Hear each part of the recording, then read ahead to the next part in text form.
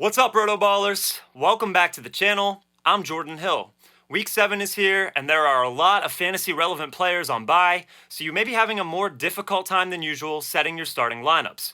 Don't worry, we're here to help you through it, as we'll be taking a look at RotoBaller's consensus half PPR rankings for Sunday and Monday's games. As always, I'll be diving into more detail on a few specific players that stand out to me the most. Starting things off with our quarterbacks, at number 10 we have Jared Goff.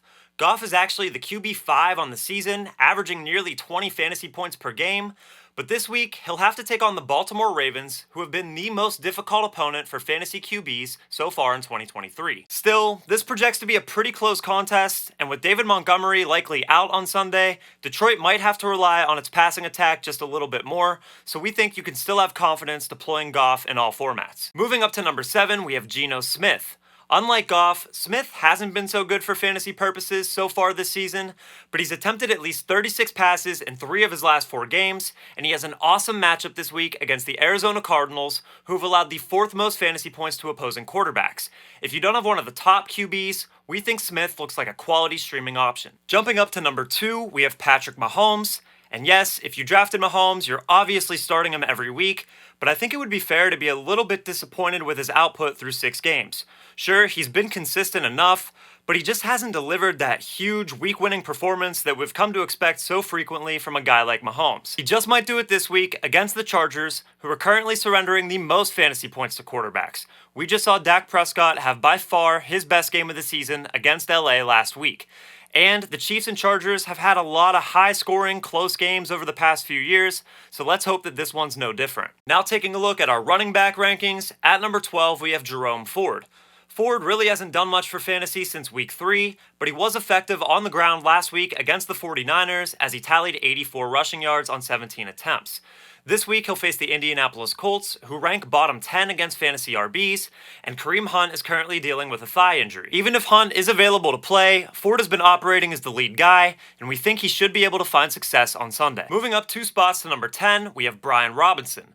Robinson got off to a really hot start in his 2nd season, but he's been pretty disappointing over the past couple games.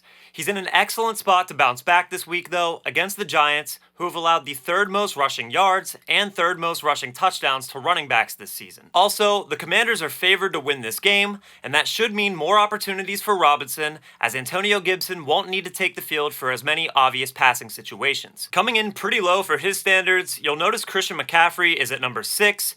This, of course, is because McCaffrey is a little banged up, dealing with an oblique and ribs injury.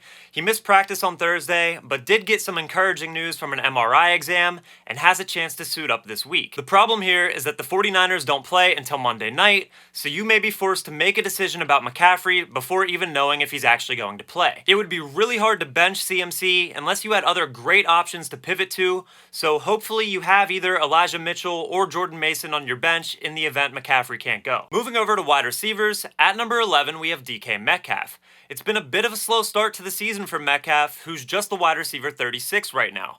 He's also dealing with a pair of injuries that will be worth monitoring heading into the weekend, but he's had these same ailments since week 2 and is yet to miss a contest. That being said, assuming Metcalf is good to go, you'll want to fire him up against the Arizona Cardinals, who have surrendered the 7th most fantasy points to opposing wideouts and have allowed at least 140 receiving yards to a single player in 3 straight games.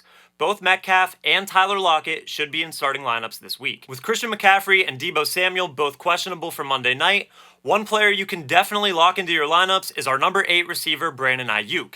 Aiyuk has been targeted at least 6 times in every game he's played, and he'll face the Minnesota Vikings this week, who have been destroyed by fantasy receivers all season. Aiyuk looks like a great play regardless, but he could absolutely explode if CMC and or Deebo were to miss. Up at number 4, we have Keenan Allen. On paper, this is a difficult matchup for Allen, as the Chiefs have been stout against the pass this season, but Allen's averaging 11 targets per game, and he's already matched his touchdown total from last year. Additionally, as I said when talking about Mahomes, this has the potential to be a high-scoring affair, so you should continue to have confidence in Allen as a high-end wide receiver 1. Checking out our tight end rankings, at number 12 we have Luke Musgrave.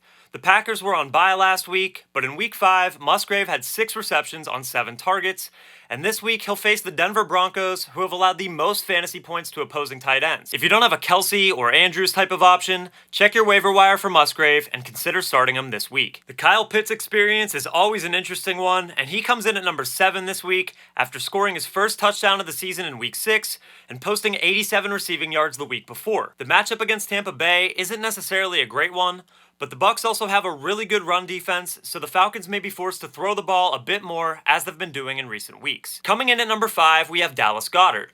Goddard has seen at least 8 targets in each of the past 2 weeks, and he has a solid matchup on Sunday against the Miami Dolphins in a contest that has the highest projected point total of the week. It is important to note that Goddard has been limited in practice this week with a groin injury, but it doesn't seem like it's going to sideline him. Have a backup option prepared just in case, but assuming he's active, keep Goddard locked into your lineup. Hope you guys enjoyed. Go ahead and leave a comment down below with the players that you're starting and sitting this weekend. Also, please remember to leave a like on the video and subscribe to RotoBaller for the best fantasy analysis that'll help you win big in 2023. Thank you so much for tuning in, and best of luck in your Week 7 fantasy matchups.